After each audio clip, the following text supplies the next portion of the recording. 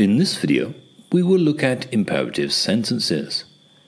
They are used to give instructions or invitations, make requests, or offer advice. Basically, they tell people what to do. For example, watch my video.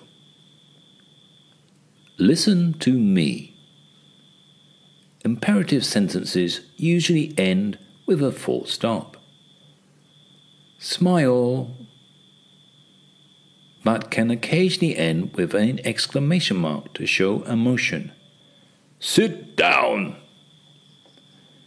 Imperative sentences usually begin with a verb like this one. They don't have a subject like this, as it is a direct order. We say, open the book. Look at the different ways to use them. We use for instructions like this: stir the egg and milk together. Another way is for invitations. Come to my birthday. We also use for requests. Stop feeding the dog.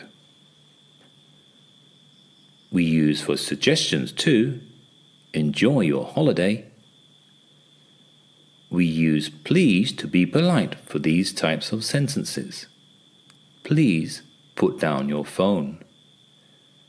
You can also add can you to the sentence. Can you make me a hot drink? We can also use could you like this.